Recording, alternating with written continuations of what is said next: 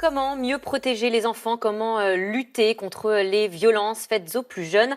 France Télévisions se mobilise toute la semaine autour de la Convention internationale des droits de l'enfant. Elle est née il y a 30 ans. Bonsoir Jacques Toubon. Bonsoir. Vous êtes défenseur des droits, ex-ministre de la Justice. Vous venez de publier votre rapport, il est sans concession. Cette année, vous avez ciblé les violences faites aux enfants dans les institutions publiques qui sont censées les protéger. Alors Jacques Toubon, quelles sont les structures que vous avez dans le collimateur? Je crois qu'on ne peut pas présenter les choses tout à fait de cette manière-là, parce que nous ne visons personne, on n'est pas dans la dénonciation, on est dans la protection des enfants, de leurs droits, et on est dans la promotion des droits. Et c'est à ce titre que chaque année, nous réalisons un rapport d'activité sur les droits de l'enfant. Et nous choisissons un thème. Cette année, nous avons choisi ce thème, et parce qu'il nous est paru que l'un des droits de la Convention internationale des droits de l'enfant, dont c'est le 30e anniversaire, mercredi, le 20 novembre, l'un des droits, celui de l'article 19, tout enfant a droit à la protection contre toute forme de violence, était un de ceux pour lesquels il y avait, je dirais, le plus de distance entre le droit tel qu'il est proclamé et le droit tel qu'il est réalisé. Et notamment dans ces institutions publiques. Parce que les institutions, ça veut dire l'école, ça veut dire des foyers, ça veut dire des établissements médico-sociaux, des établissements hospitaliers, toutes sortes d'institutions. D'une part, s'y exercent à l'intérieur des violences directes, visibles. Par exemple, le harcèlement scolaire à l'école ou dans les collèges. Par exemple, enfant sur 10. Voilà, qui est extrêmement fréquent. Ou maintenant, le cyberharcèlement, qui frappe beaucoup d'adolescents.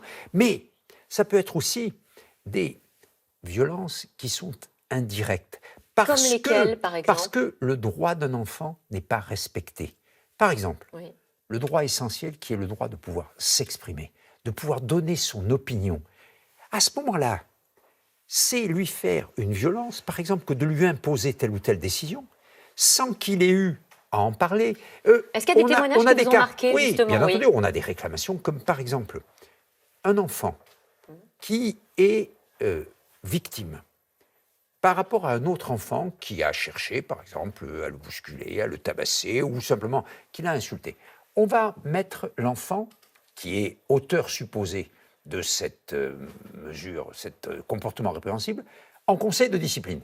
Et là, en conseil de discipline, cet enfant, il va avoir droit à être accompagné par ses parents, par un défenseur, etc.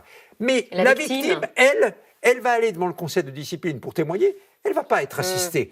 C'est une violence, non pas au sens des faits divers, la maltraitance et au sens des faits divers, divers, si vous voulez, mais c'est véritablement en refusant à l'enfant qu'un droit fondamental comme celui de pouvoir s'exprimer, de pouvoir donner son opinion, soit respecté. Vous donnez aussi, Jacques Toubon, les exemples d'enfants handicapés aussi qu'on n'écoute pas ou dont on ne donne pas l'accès au centre de loisirs, ou d'enfants dans les hôpitaux qui sont enfermés ou mis à l'isolement. Les institutions où, par exemple, une mesure de contention pour un enfant malade, un enfant handicapé, ça arrive par exemple pour des enfants qui sont frappés d'autisme, on va leur appliquer, leur imposer une mesure de contention, c'est-à-dire on va les entraver, alors que ce n'est pas nécessaire médicalement.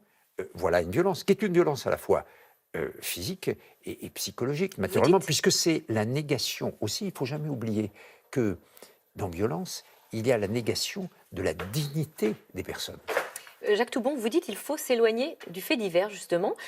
Prendre de la hauteur, ça veut dire aussi comprendre comment les institutions publiques peuvent laisser passer ces violences, parce qu'on sent bien que ce n'est pas non plus volontaire. Voilà, c'est pour ça que, au début, je vous ai dit, je n'ai pas envie de dénoncer, parce qu'en réalité, ce sont les systèmes, c'est le système, et on le voit bien dans les questions de discrimination, de violence, de négation, de déni de droit. On banalise. C'est souvent des situations qui sont systémiques, c'est-à-dire c'est l'organisation, c'est la carence, et c'est tout simplement le fait, l'absence de moyens. Pourquoi est-ce que dans certains établissements, on voit des enfants qui sont traités de manière brutale? Mais parce qu'il y a beaucoup de professionnels qui n'ont pas le temps. Et une des conclusions de ce rapport, c'est qu'il faut donner plus de moyens à ces institutions. Alors justement, vous avez 22 recommandations. Il y en a une qui frappe les esprits.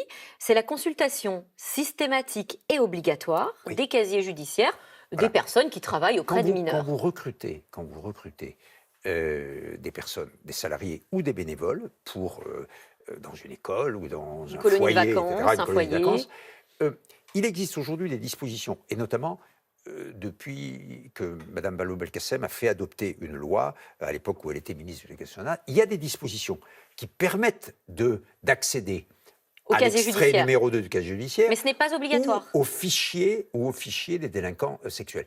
Mais il n'y a pas d'obligation légale. Il n'y a d'obligation légale que dans un certain cas très limité. Et ce que nous disons, c'est qu'il faut absolument... Alors, à quoi? Et vous voyez bien que c'est une question de moyens.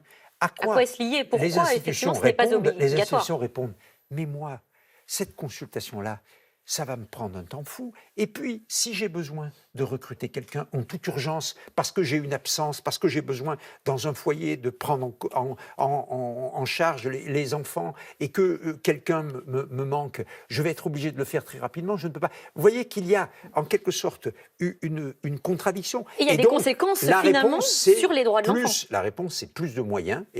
Et donc, le manque de moyens, d'une certaine façon, est une violence faite aux enfants. Vous parlez carrément de recul des services publics en soulignant que ça a des conséquences sur les droits de l'enfant. Est-ce qu'il y en a d'autres? C'est naturellement ce que nous développons. Alors, au-delà des services qui s'occupent d'enfants, vous savez que l'un des thèmes les plus présents dans le travail du défenseur des droits, c'est de marquer le recul des services publics, de marquer notamment beaucoup d'hommes et de femmes, de personnes humaines, ont disparu des services publics. Il n'y a plus de guichet, il n'y a plus d'accueil, il n'y a plus d'accueil téléphonique, c'est remplacé par la dématérialisation.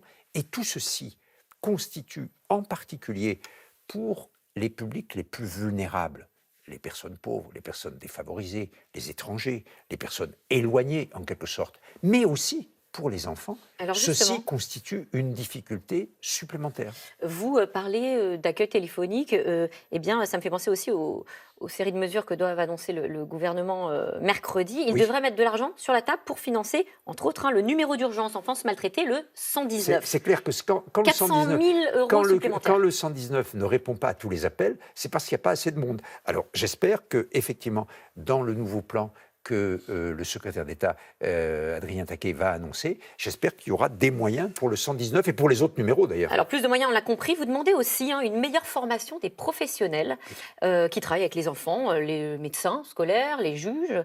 Les travailleurs sociaux. Les travailleurs sociaux, qu'est-ce qu'ils doivent apprendre de plus? Que préconisez-vous? Il faut qu'ils apprennent à gérer, à traiter les alertes, à traiter ces situations de risque et à les traiter dès le début, parce qu'on s'aperçoit dans beaucoup de cas que à partir d'une situation que beaucoup de gens ont tendance au départ à minimiser, à banaliser, le harcèlement scolaire est un exemple même. Si on ne le prend pas en compte, il faut apprendre à détecter. Et il faut détecter et puis à signaler, c'est-à-dire que la personne d'un certain niveau va saisir son supérieur et puis peut-être le chef d'établissement par exemple. Aujourd'hui, il n'y a pas pour tous ces professionnels suffisamment de formation à l'alerte et à la gestion de ces risques.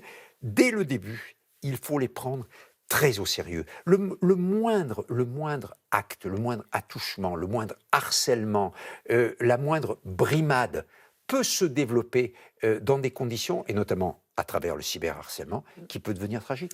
Eh bien, merci Jacques Toubon, défenseur des droits. Je rappelle que France Télévisions se mobilise avec vous toute la semaine. Il y a une grande soirée spéciale sur France 3 demain. On peut aussi retrouver les acteurs de Plus belle la vie qui ont participé à la campagne de prévention que vous verrez sur toutes nos chaînes. Il y a un partenariat entre France Télévisions et le défenseur des droits. Voilà, exactement. Merci d'être venu sur notre plateau. Tout de suite, c'est dans l'air avec Caroline Roux qui revient sur ce premier anniversaire houleux du mouvement des Gilets jaunes. Certains quartiers de la capitale gardent les traces des violents affrontements de ce week-end. Alors, y a-t-il un risque d'embrasement? La convergence des luttes est-elle inévitable à un peu plus de 2 semaines de la grande journée de grève le 5 décembre prochain?